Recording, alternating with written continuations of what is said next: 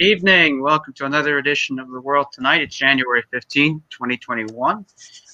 I'm Peter, and joined with my co-host Adam, and we have a fun show ahead of you. And our first topic is government collapses in Europe. And we will start first with Adam talking about the first government that has collapsed, starting this whole week of fun. Yes, instability has really seemed to rock continental Europe, and more specifically, we have a government collapse in Estonia, where Estonian PM Ratas, who has been in the role since 2016, representing the Centre Party, which is a bit of a centre-left social liberal party, has resigned after an investigation was launched into him and his party over an alleged corruption scandal involving the Centre Party and property development. So the party is accused of a scandal involving a key official at his centre party being suspected of accepting a private donation for the party in exchange for a political favour on real estate development. So in this government collapse, which has led to the resignation of the Prime Minister and various other ministers who have also been caught up in this scandal, it has now been shifted towards the centre-right, I guess classically liberal is what sometimes you'd call it, Reform Party, to have the tricky goal of trying to work out an alternative government to actually sustain a majority.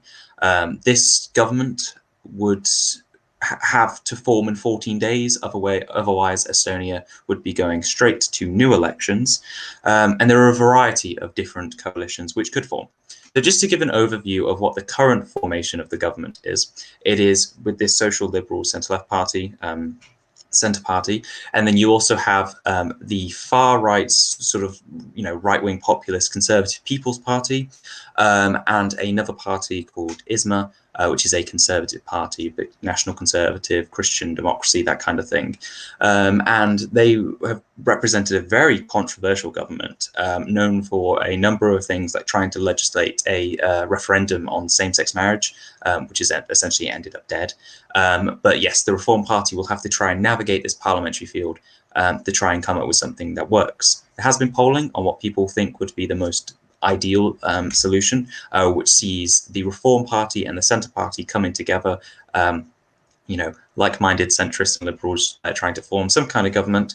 And then alternatively, there is some support for reform going with ISMA and the Social Democratic Party, which is another opposition party with reform at the moment.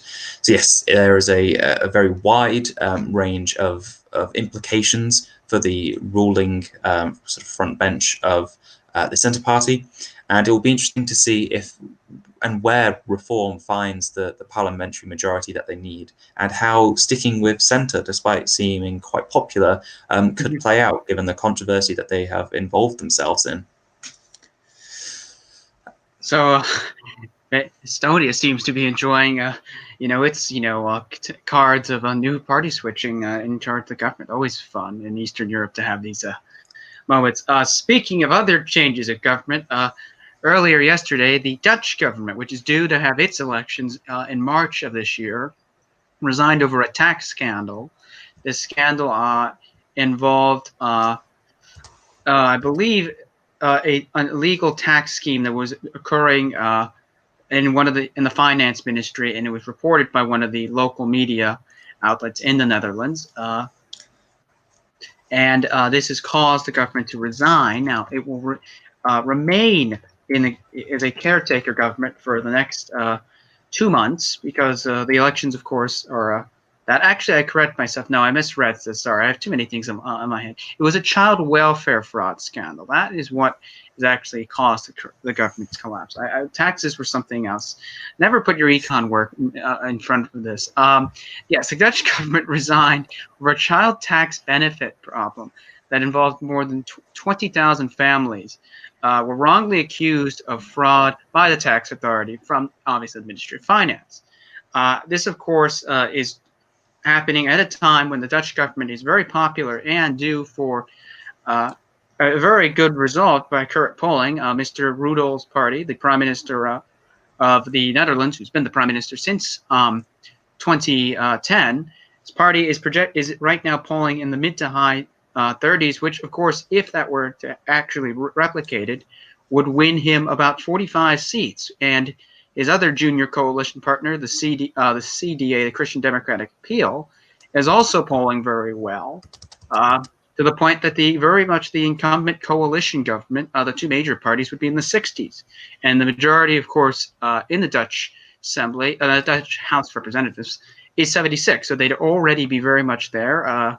The question would be then what would happen to their other two coalition partners, the Democrat 66, who are a liberal party, whose polling has been a bit meh in the last few weeks, and looks like they're heading for a bit of a disappointing election.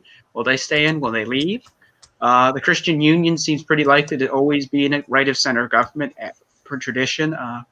But so far, the Dutch government collapsed on a fraud scheme, and it now will have a caretaker government for 2 months. Even with the problems with COVID, the Dutch government remains popular and should probably be re-elected rather easily come the spring. Yeah, I was say there are a few interesting notes with that. So it isn't a scandal involving this government. It's a scandal involving the previous government or previous cabinet that involved different parties. For example, it involved the Labour Party. And the Labour Party has definitely seen itself at the centre of this quite probably conveniently for the government, in which they've seen the Labour Party have had to have their leader resign because they were the social minister at the time. And this is a really important scandal to point out for a number of reasons, primarily just because of how, I guess, painful it was for a lot of the people who lived in the Netherlands. This isn't, very different to like with Estonia, where it was a property development scheme. This is a scandal which involved parents and people who had taken this this welfare, and had to repay it to the government. And given the wide amount that this cost could lead up to, it led to people being forced out of their houses, being forced to quit their jobs, or being forced due to very unfortunate circumstances to have to get divorces and really ruin families. So it's quite interesting to see how, given we don't have much polling after this scandal, after resignation, how this plays out for the People's Party for Freedom and Democracy, which is Prime Minister's party. If they do keep sustaining their polling in the high 20s and low 30s. So yeah, definitely will be a very interesting situation to look out for. Its election, I believe, is on the 12th of March. So 17th. We'll definitely be in it. Sorry, 17th of March. And that will be a very interesting one to follow up on. Speaking of... Oh, sorry. No, I was just going to mention, of course, Labour's leader, of course, who was the minister in charge of social thing. And again, this is Dutch, so apologies on the pronunciation. Ludwig Asscher had to resign. And now for Labour, they have to find a new leader in about 2 months' time. If a party that's kind of in the polling, okay-ish, not great, but this is now going to be interesting to see if Labour, of course, gets harmed. But is currently the last poll out of the Netherlands. I know research had them at 11%. Mind you, this poll has the VVD in the 40s as well. So again, caveats thrown all over the place, but most polling has them in the 11 to 10 range. So it'll be interesting to see if this possibly drops Labour and helps other parties along the center-left lane gain votes and seats. Yep, I completely agree. And speaking of governments, getting close to collapsing, there is all the way back to Eastern Europe again, in Slovenia. And this is a very recently developing story, only reported on about an hour or so ago, where the leader of the socially liberal Pensioners Interest Party, a real interesting one there, the Democratic Party of Pensioners of Slovenia, love the name, has said that the opposition has gathered 42 signatures in favour of a no confidence motion that has been submitted against the government. So DESUS, which is the Pensioners Party sort of abbreviation, until recently were a member of this ruling coalition, who previously quit it, saying that it was unhappy with how the government was handling the coronavirus pandemic, and the fact that it believed the government was jeopardizing media freedom and siding with the more right-wing, possibly some would describe authoritarian, especially in the case of Hungary, as well as Poland, in disputes within the European Union over democratic standards in those countries. So this socially liberal party obviously saw against that.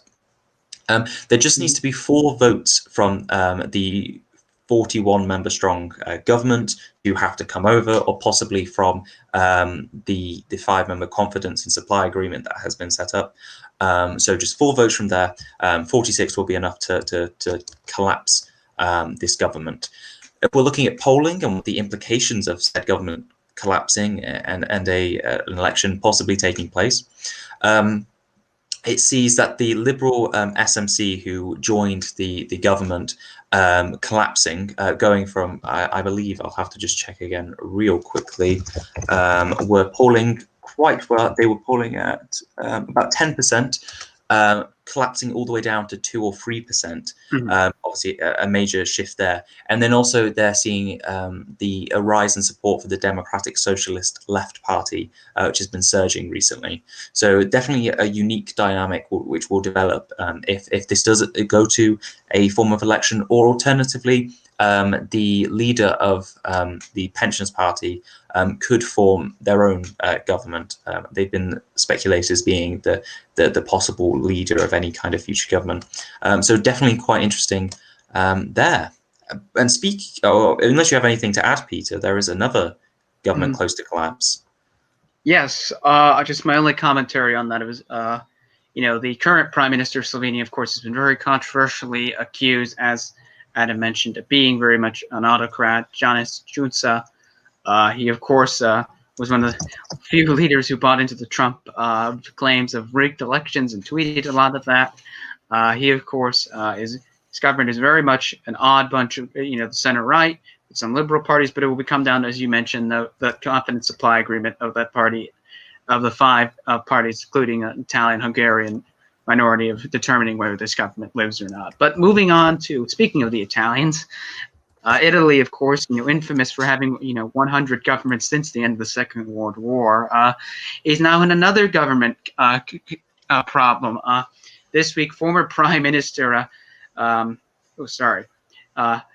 Renzi, Matteo Renzi's Viva Italia Viva party withdrew its ministers and its support of the current Conte government, putting them in a minority in the Chamber of Deputies in Italy, and it now has forced the possibility that the Conte government may have to go to the polls, because they would have to find someone to give them supply and confidence in the chamber. Now, Renzi has said he may be willing to go back into government, but it would have to be a renegotiation. Of course, Mr. Renzi is the former leader of a current party in that government. That would be the Democratic Party, who currently in the polls are doing very well at the expense of the current leader of that coalition, the Five Star Movement. So it's interesting to see what will happen. Of course, the Prime Minister Conte has said he will continue to hold his government as long as he can, and will try to seek out to other parties to be able to form something. It will be noted, of course, Mr. Conte, if he does finish out this term, which he would be the first Italian prime minister since Silvio Berlusconi, if I recall correctly, to finish out term. Will do that. But yeah, it's right now he needs outside backing. It's increased. He's gone after some of the smaller center-right parties or moderate-ish parties that aren't in his coalition to try to get that final seats. But we'll have to wait and see what happens there. So Italy may or may not be heading to another election. Yes, there have been some real interesting developments along the line, because the Italian PM had a couple of options on how to respond to losing his coalition partner. One such way of doing so was to call a vote of no confidence, which could force politicians to vote for him to avoid the possibility of new elections in a pandemic. Or alternatively, he could resign, which is looking like increasingly unlikely as time goes on, but is still a possibility, to try and reform his government with various other political factions and parties to replace Renzi's MPs, which will need to gain to get support of the majority of the legislature. And there has been some interesting political maneuvering in the Senate in Italy, which is their upper house, where a group of supporters of the government have formed their own group called Italia 23 to bring forward minor parties to act as a means of supporting the government, which is also gained some of Italia Viva's senators as well. So possibly this could be the setup for a new political party which is forming, or alternatively it could be a temporary measure to try and sustain the government, to stop it collapsing, because there definitely is this idea within their legislature of responsible MPs who see it as beneath the political class to try and ultimately disrupt the country at a time when it is at such a dangerous threshold with the coronavirus. I mean, it's been very interesting to see why exactly Renzi has decided that this is going to be the moment he wants to resign. During the press conferences that he gave relating to the reason he resigned, he was very abstract about the reasons he was specifically giving. He mentioned that he felt very marginalized in the coalition. Which you could expect from a minor party there, but it really seems like, despite the fact that the party is polling on 3%, he really wants to present himself as a presumably responsible figure, trying to focus on resolving healthcare expenditure, which is the official reason he cited for resigning, and how to gain, or how to officially solve the health expenditure crisis that's going on in the country. But yeah, I presumably think he's thinking of using this situation to propel his party, which, as I said, is only polling at around 3%. So yeah, very interesting situation going on there. Before we move on to any other topic, I was going to say, unless you have anything else to add on Italy. No, you can add your point, and if it's Italian related, I was just going to add a quick little snippet about his former party response to this as well. And sorry, go ahead. No, I was just going to point out that Mr. Renzi, of course, be the leader of the Democratic Party, which is the junior coalition partner in this government, that has also condemned Mr. Renzi for putting the country, as mentioned, into irresponsibility during a crisis. And the Five Star Movement, which currently, of course, doesn't have a leader as well, from its former leader, Luigi Di Maio, also criticized Mr. Renzi. And Mr. Renzi, oddly enough, has also not won very much praise on the opposition benches on the center right for doing this. Most just see it as an opportunistic move, and really have had more colder words, if anything, to describe this move. Yeah, so I was going to say, looking at the polling, as we seem to with any form of government close to collapsing because elections happening, it's important how parties are polling. The real winner, or seems like could be the real winner if Italy did go to an election, would be the Brothers of Italy party, a very, very controversial party for a number of reasons. Primarily because it represents a far more so there's two real main right-wing political parties, that being Brothers of Italy and Lega Nord, who previously were in government with the Five Star Movement after their last election there. But the real interesting element is that Lega Nord is presented as being this, has recently seen its characterization of being very irresponsible, a bit out of touch, and you see this with the fact that they were polling incredibly well when this new government with the Democratic Party and the Five Star Movement initially formed, but their support has dropped considerably, and instead going to the Brothers of Italy, which instead have been trying to present themselves as a far more respectable conservative right-wing party, despite representing some very abhorrent views more internally. Besides the more nationalistic elements that exist within the party, there's also minor elements, depends on how big they may get, of a neo-fascism existing within the party. So how Italy copes with not only having really four parties that presented itself as possible leaders of a government, that being Five Star Movement, the Democratic Party, you also have Lega Nord, and you have the Brothers of Italy. We're going to be really interesting to see how, if an election does happen, how the parliamentary arithmetic really lines up and trying to form a working coalition there, because there's definitely some wide way in which nationalists could definitely seize this and present themselves as the best alternative.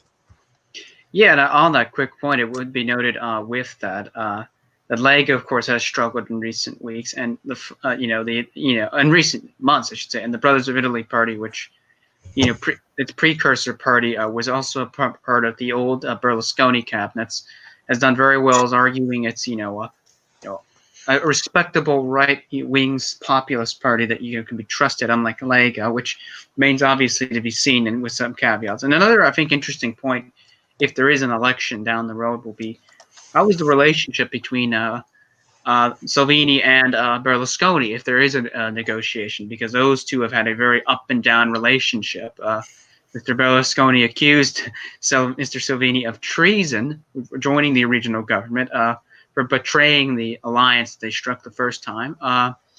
And once he withdrew from the government, Berlusconi didn't even have a lot of words for praise there either. So it'll be interesting to see how those two have. I mean, Forza Italia is not polling as great as it once did, but it may be a big enough player to get any government led by Lega or the FDI over the line. I think really we have to look at broadly what's happening in Europe as a whole and seeing these governments on the edge of the collapse. Do you see any pattern here? Any sort of element of the any real thing that you can really cite from all these governments collapsing? I would say again, rocky coalitions. I mean, coalition dealing is never easy, and there's a lot of compelling interests. I mean, the only exception to that would be the Netherlands.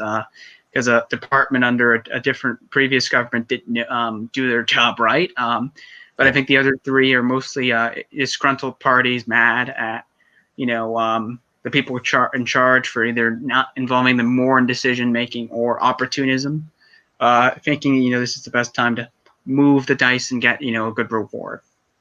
Yeah, it definitely is fascinating to look at the general trends in Poland as well, because we're really seeing different elements of the surging sort of right-wing populists that were the sort of main cry of the European migration crisis when that was going on. Weirdly about a decade ago, which doesn't feel like it. So yeah, you see the different levels of it. So for example, in Italy, you see it rising, whereas in Estonia and in the Netherlands, you see members of the Renew Group in the European Parliament being more sort of centrist, liberal, classical liberals, really being resurgent in their respective countries. And then you have Slovenia, where you have left-wing populists or just democratic socialists. They have a wide camp really with the left party. It's definitely very different dynamics, which is different to sort of the more uniform swings we saw during the right-wing populist wave, or even the Green wave during the European parliamentary elections. Definitely very different from those dynamics by having the different level, the different ideologies of parties being very different. But yeah. Indeed. We now move on to the next topic, which Adam will lead off on, and that is the Ugandan election controversy that has occurred this week. Yes, so this is still ongoing. The vote is still being counted. It's about 65%. Anyway, so Uganda had both presidential and legislative elections on the 14th of January. Official preliminary results from, as I said, about 65% for the presidential elections state that the incumbent president, Museveni, not going on my pronunciation, apologies, who has been in the role for about 35 years, has a substantial lead. His opponent, pop star turned politician Bobi Wine, has stated that there is clear evidence of the election rigging. And if we go to the more professional election observers, they have stated that due to the fact that the internet was shut off during the elections, social media was banned, such as Facebook and Twitter, that there is a lack of confidence in the results, and there is yet to be more investigations done into the conduct of these elections to understand if they were rigged, and to provide a bit more officiality behind the words of Bobi Wine. Mm-hmm. So this election has been one of the most, I think, what would be the right word for this, has seen the most violence spread throughout in recent history, primarily as the government uses the pretense of the coronavirus pandemic as a means to shut down gatherings, and has killed tens of people who have made these gatherings to try and protest or just rally support. Furthermore, candidates were arrested in November, which really shows the repression of the state when candidates for the presidential election were being arrested on very dubious charges. And this isn't the first time a lot of them have been arrested during this election campaign. And an interesting note here is that the actual element of them all being arrested caused a lot of the opposition candidates to rally around Bobby Wine, who has really been a major figure for the youth of Uganda. I believe he's only he's only in his 30s, I believe, Yeah. being almost half the age of the president in Uganda. And he really represents an interesting dynamic forming across the country, which we saw in Nigeria when they were responding to the SARS police brutality there, of a young, sort of more politically motivated age trying to form their own movements and oust what would be the very old establishments, which had really seen the quality of life under their rules decline significantly, or not even pick them up, or just generally, ever since decolonization has began, generally failed to really run their countries the best way that these people believed they could be run. And there's definitely evidence of that there. Furthermore, during this election counting, Bobby Wine stated that soldiers had even stormed his house while the vote was being counted. And I'd like to note this I found particularly amusing quote from a lieutenant colonel in the Ugandan's military, or sorry, he's a military spokesman, who said that the soldiers at Wine's house were to protect him, and as I quote, as presidential candidate, do you want his security to be compromised? It's not a deployment to arrest him, it's a deployment to keep his security like any other presidential candidate has. It's as simple as that. Quite amusing, given they only decided to do this by jumping over the fence to his house and not announcing themselves in the most pleasant of ways. So yes, a very, depressing situation forming out of Uganda as they see people killed on the streets and general repression and election rigging going on.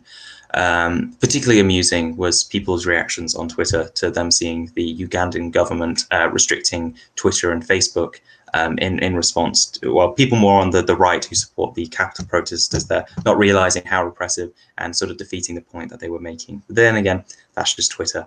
Finally, we haven't, in terms of the election monitoring, we do have, it's based off grassroots organization.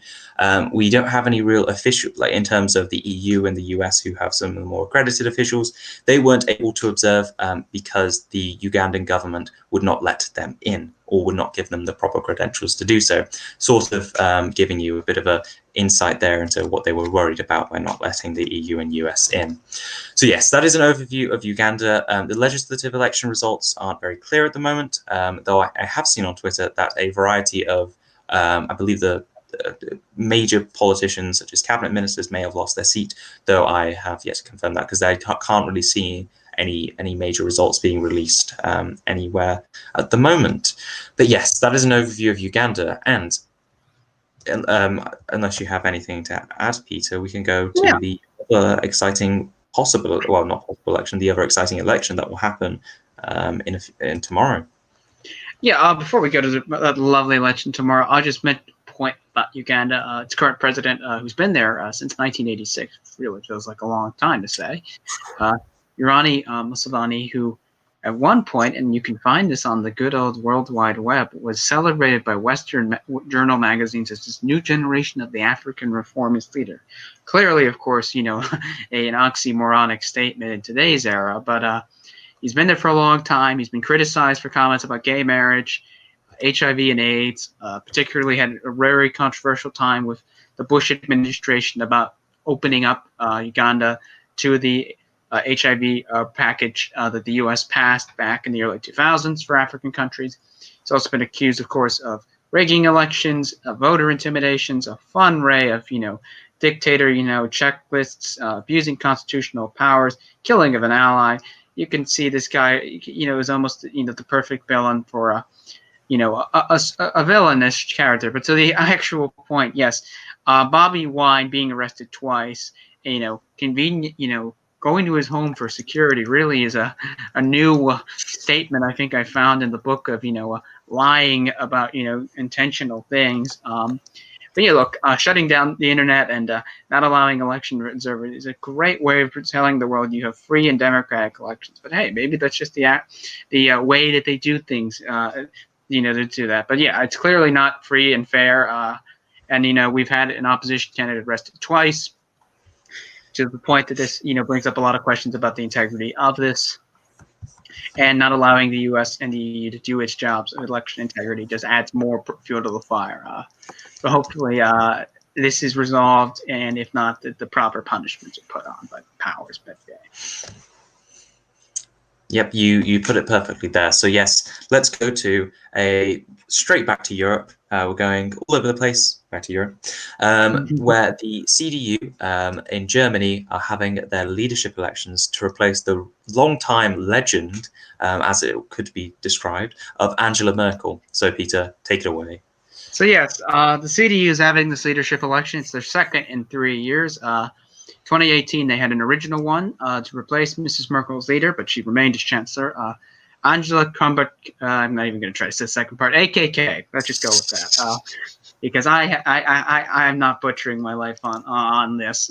AKK was elected leader of the CDU, beating, of course, Friedrich Merz. Remember that name for one particular reason. She beat Mr. Merz on a very close ballot. She was, at the time, the minister-president for the Saarland. However, as soon as she got the job, there were a lot of controversies with her at the job. She criticized a YouTuber for criticizing the CDU in a YouTube show. And she said YouTube had to be regulated, which, of course, earned her the mockery of trying to regulate free speech. She also led a very crappy performance in the 2019 European elections, to many CDU members' this annoyance. She also faced bad poll ratings, terrible election results in local elections, and of course there was the infamous Durgan government crisis, where this local CDU party voted in with the AFD to remove a government, which of course caused its uproar, and that played along with bad polling results on that end, a regard to why she resigned. And now to the point of tomorrow. So tomorrow, of course, there will be an election between three candidates. They are aforementioned Friedrich Merz, who is a longtime adversary of Angela Merkel, who has been out of politics for the last, give or take, about decade or so, 12 years, was CDU, the leader of the Bundestag back in the early 2000s, was pushed out by Mrs. Merkel. Very much to the right, and wants to basically take the CDU back to its more traditional way of doing things. He's running, came very close to winning the contest in 2018.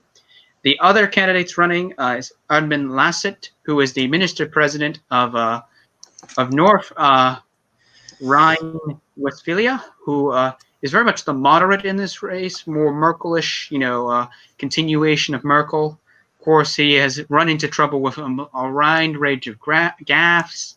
He's also stated his admiration for Vladimir Putin, the Chinese government, and Bashar al-Assad on very questionable commentary there. He's also been accused of nepotism with his COVID response and falling behind on this. Very much has gone from the front runner into trouble to losing to Mr. Merz.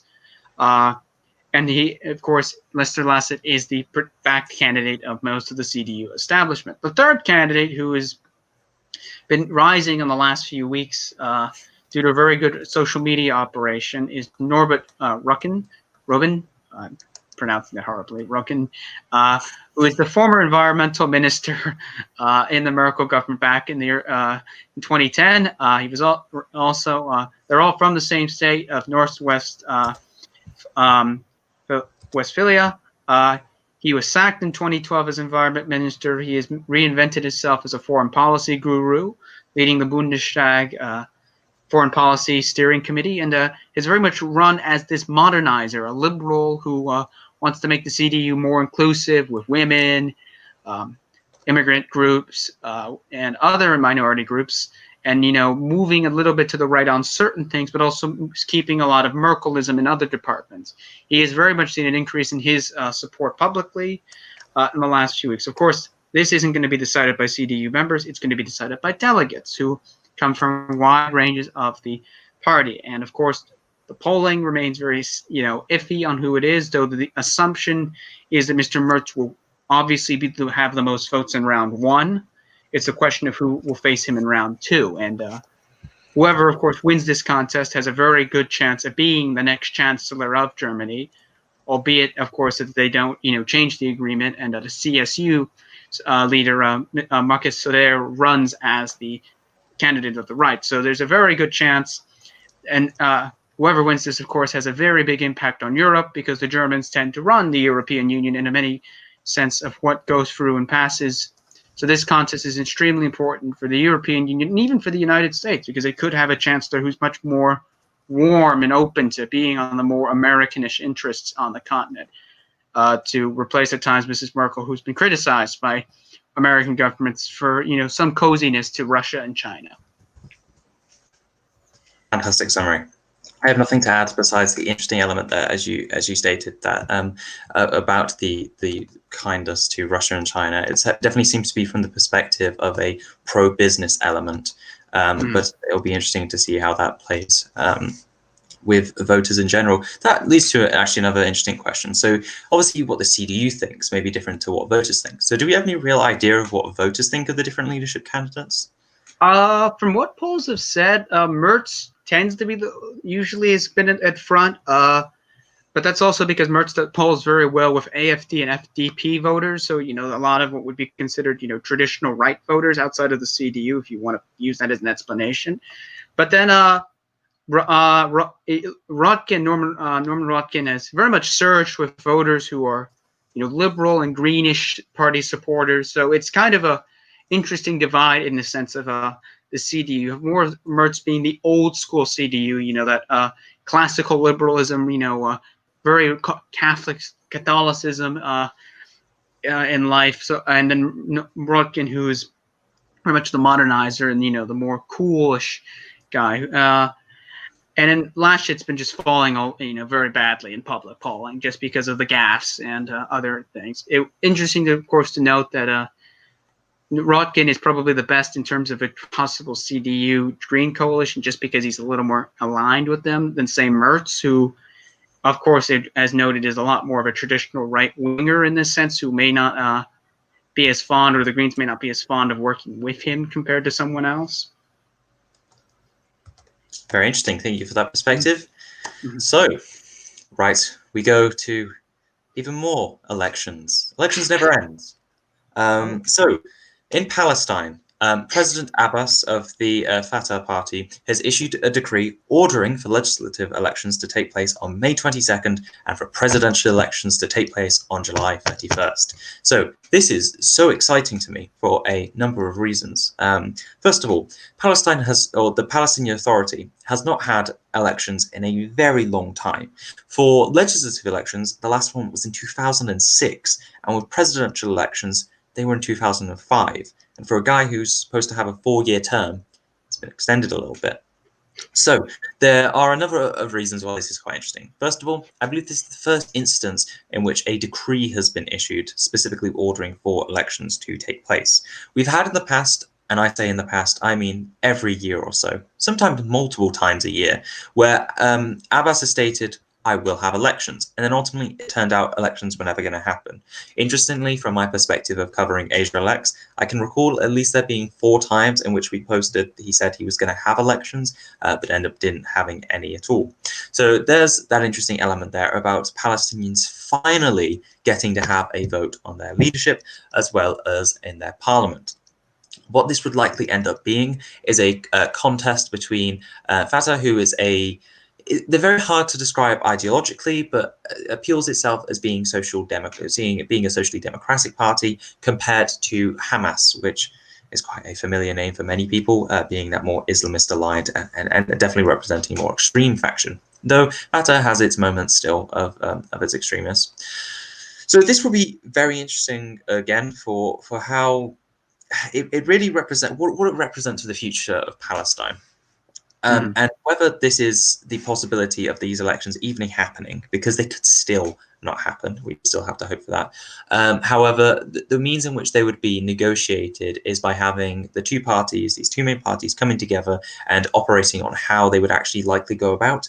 And Hamas have noted their appreciation for this and their desire to work with the parties to have some kind of elections.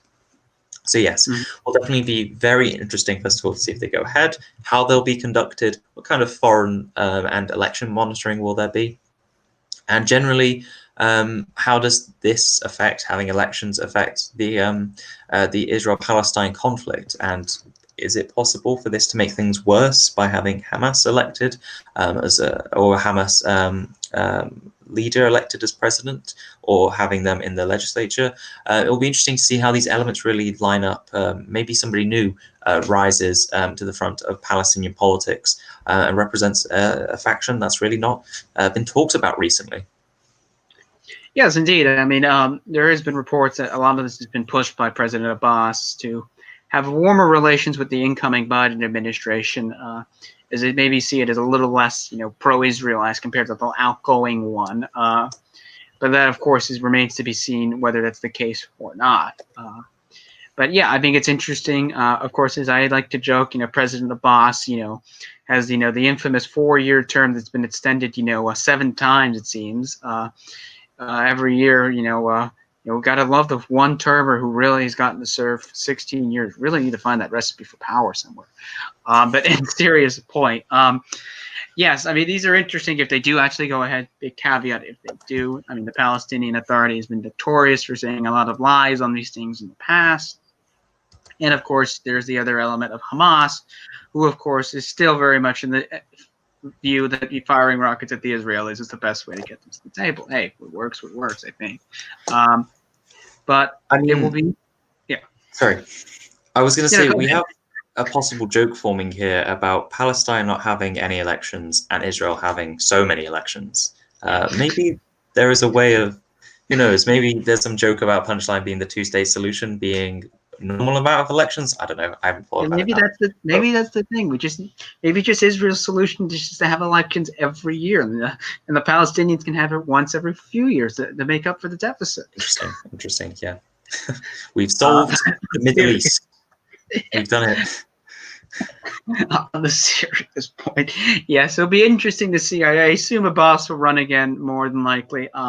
If there's a major contender to him, a younger Palestinian face who maybe runs on this reform, because the PA, of course, has been losing a lot of authority in the region significantly in the last decade, and it's accelerating at a rapid speed. Of course, what happened over the summer, as we've covered here, Israel normalizing relations with Arab states, and very much the Palestinian control it used to have over the Middle East is slipping and slipping away.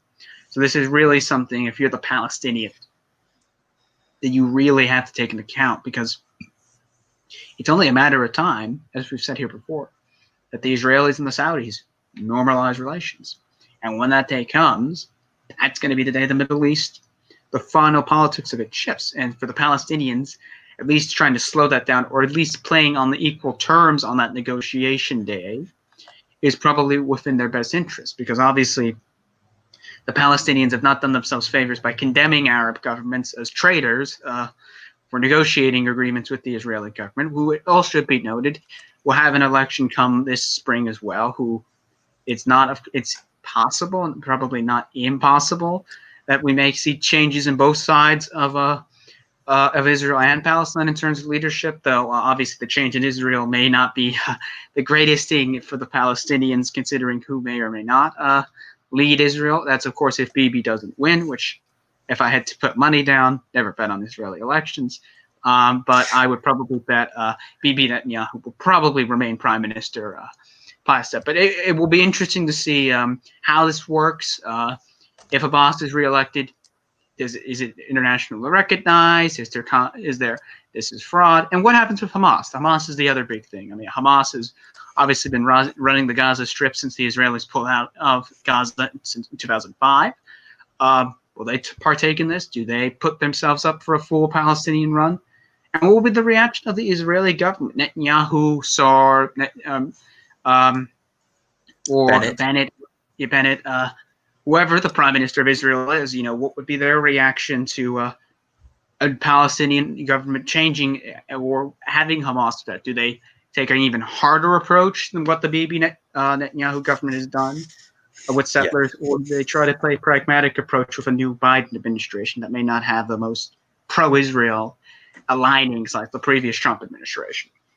Well, interestingly, looking at Netanyahu's challenges, that being everyone except for Yair Lapid, who it could be the only real achievable one, everybody else who's a possible contender wants stronger ability for people to build in settlements, so for Israeli settlements in Palestine. So that itself, if someone like Saar or Bennett does get into power, it looks incredibly likely that we're heading towards polarized opposites. Hamas and Saar would if we thought Netanyahu was already in a bad negotiating position, they'd be even worse if either side were to get in. So that would be an interesting element. Yeah, and there's a good chance that any government not named with Netanyahu would include one Lieberman, who is notorious, of course, for being very hawkish on these things. So it's interesting, of course, that many of these folks, ironically, maybe to Netanyahu's extreme right on the issue compared to Bibi, of course, because obviously Bibi at times has played a little more of a pragmatist when it's come, whatever you want to call that, of course, pragmatism. Compared to that, because I have a high doubt that someone like Gideon Saar or Naftali Bennett is going to even recognize anything coming out of the Palestinians as legitimate in their mind of view, compared to Bibi, who may just shrug it off and say, okay, and... Yeah, I know. I see what you mean. And also, to be honest, I just think generally, even Netanyahu, he really represented that shift towards where Palestine and Israel are never really going to work together. And his continued support for normalization of relations with other Arab countries isn't assisting that in any way. But I think that's... Oh, sorry. No, I just wanted to... I think the other thing is, I think what Bibi's experience is that Bibi, in his mind, he thinks that previous Israeli governments sold out too much to the Palestinians, I should say, and it's much better to play the hardline position because you don't sell out. Because one of Bibi's big selling points of his career was the Oslo Accords were a mistake, and he still maintains that view to this day. Exactly. Definitely very interesting overall. But let's move straight to now everyone's favorite time of the week. Now, if you don't mind, Peter, I'm going to lead on this one today because talking about Israel very much does relate to what we've been talking about. So my loser of the week is the number of political parties forming out of Israel. So let's start. I'm going to go with the list, okay? So talking about the conceivable question mark parties that could possibly pass the electoral threshold, we have two major contestants. We have the Telem party, which had previously worked in blue and white, and then split off when blue and white decided to form the Netanyahu government, and then cooperated with the liberal Yesh Atid, but is now going on its own, interestingly enough. Let's see where that goes. But is currently polling under the electoral threshold. And then we'll go to the Religious Zionist Party, what was previously called the National Union to Humor, which used to be a part of Yamina, which is sort of the more traditional, the right-wing alternative to Benjamin Netanyahu before Saar came along. And in this situation as well, they're polling. In one poll, they did achieve above, trying to represent definitely a far more religious sort of nationalism. And then, yes, in one poll, they got above the threshold, but ultimately it's looking like they're continually falling under. So there goes our two kind of losers of the week. But then we go to the real big losers of the week. We have a pensioners' interest party called the Israeli Veterans Party, which hasn't even appeared in polls, or if it has, it's polled at 0%. And we have two new Israeli Arab political parties, a new dynamic that they're representing, which has its own interesting political set of views, but again, isn't appearing in any of the polls. And this already adds on to the 5 or so, maybe add in another 2 if you're being generous, other parties that are already set to fall below the electoral threshold, that being the centrist Gesher, that being Jewish Home, that being a variety of other parties that I sometimes forget to remember. I didn't even mention the Israeli Democratic Party, not to be confused with the Israeli Democrat Party, which formed last year by Ehud Barak, this time being formed by protesters. If it sounds confusing, it's because, oh my God, can they slow down? Yes. Yeah. And this isn't even to mention, of course, that there have even been more parties. Of course, we have Gideon Saar making New Hope. We have what is it? The mayor of Tel Aviv making his own party as well. I mean, at least they have. At least those parties have a chance, even though the Israelis' party it's also been falling under the threshold in some cases. So, if we get to election day and they haven't decided to either merge or do some kind of cooperation, it looks like we're going to have a lot of political parties with a lot of bruised egos. Well, funny you mentioned cooperation, just because I was reaching this. We have already a few parties that have already signed up to cooperation as we speak. What is it? Yamina and New Hope have done it, and Yeshet Atid and Israel Benitu have already done agreements on their end. They're vote sharing agreements. Those are very Mm-hmm. interesting agreements in which basically political parties, if they get to the end of their votes being counted and they don't have a seat, they can merge them together, and if it could be enough votes to get them an extra seat. But those are kind of informal. They don't really represent anything too big. I don't expect to see Yesh Atid merging with Yisrael Beiteinu anytime soon. Eagles would never allow. Exactly. But possibly Telem could merge with the New Hope, deciding to go with the more conservative right-wing party rather than with the liberal Yesh Atid. Blue and White may come back from the dead. I mean, they've been polling at 4 to 5 seats after going under, and merge with whoever they want. Then the Labour Party, which has been dead for like the past few months, could come back with a new leader. There is so much going on, and it's there. You're gonna have a fun time with Israel. Israel, you've got Israelis. You got to feel like losers. Birthright trip to Israel after this. My nomination is Richard Leonard of the Scottish Labour Party. I mean, Scottish Labour continues its free fall of sadness. I mean, Mr. Leonard, whose party is projected to get blown out in the Scottish elections. Mind you, everyone not named the SNP just gets blown out now in Scotland. Resigned this week with abysmal poll numbers. Then he, just resigned. He didn't even have a decent way out. It was just his statement, "I'm gone." Big loser of the week. And now the Labour Party, of course, excuse some of the bluntness. Who the hell do they even have left now to run now in Scotland?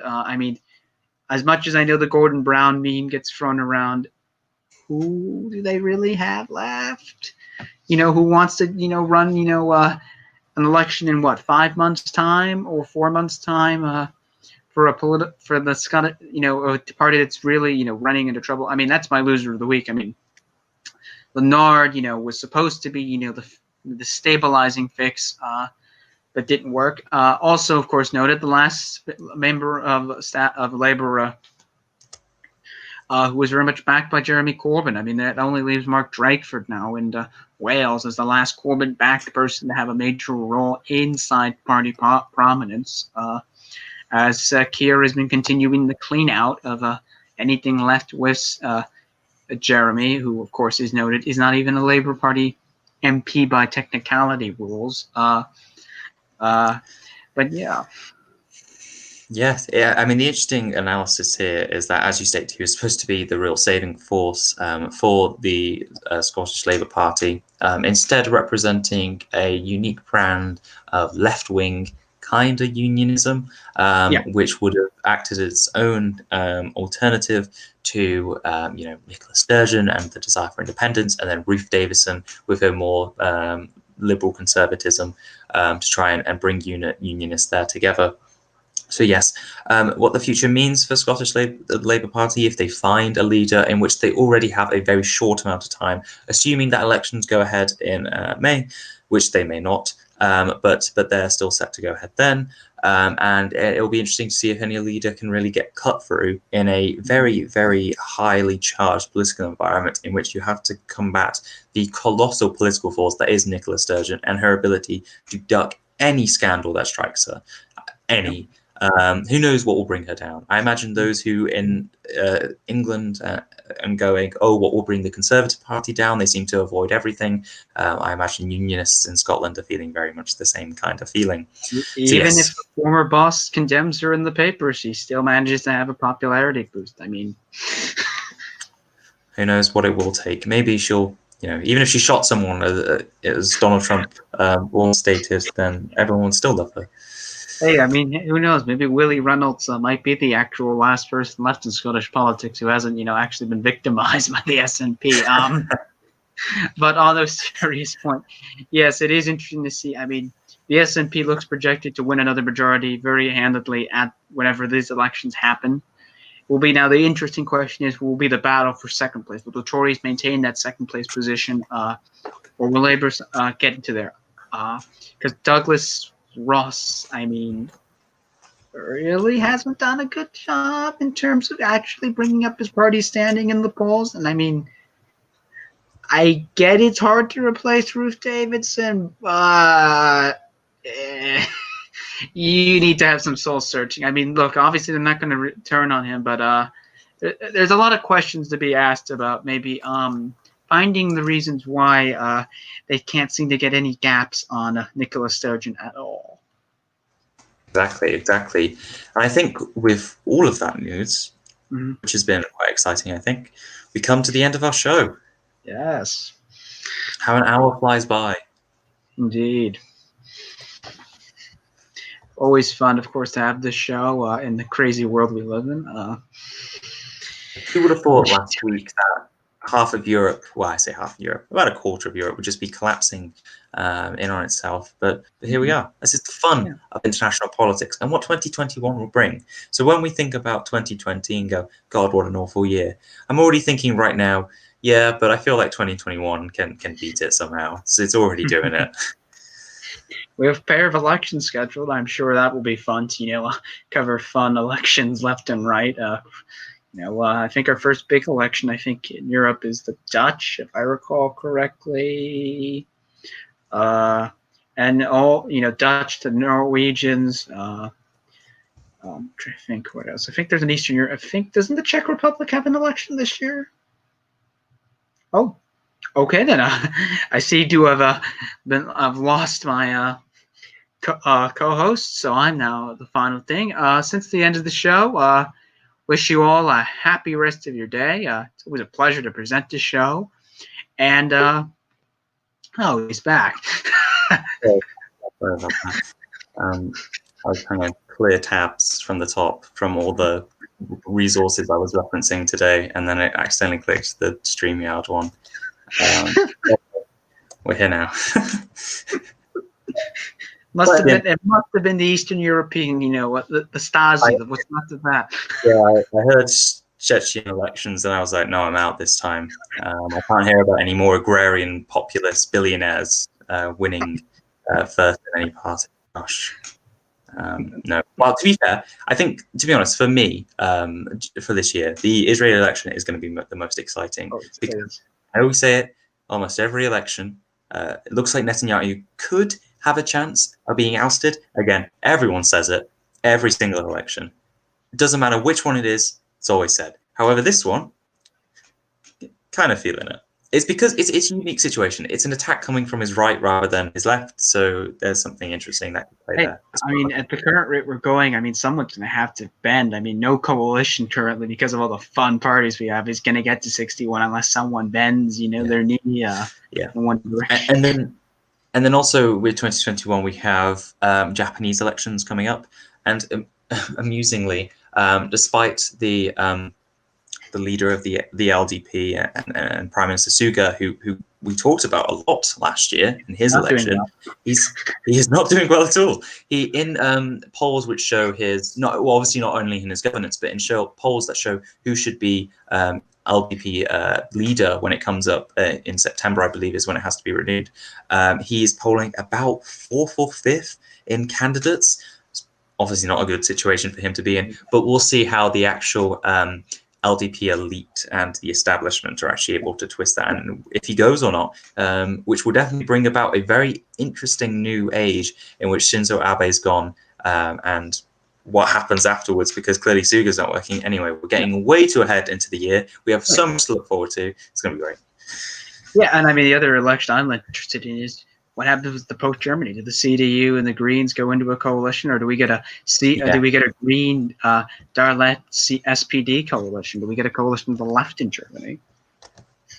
Definitely, it will be very interesting. And again, if you want the okay-ish coverage of those elections, make sure to continue following us. Remember to follow us on Twitter and to subscribe to our YouTube and check out the podcast wherever you get your podcasts and all the other things Peter says at the end of the show that I try and remember. Hey, you did it today. It's always a good start. That's good. Anyway, folks, thank you. It's a pleasure to always be able to do this with you all. And a pleasure to have my, great, co-host in Adam. Thank you all and have a great night. Bye.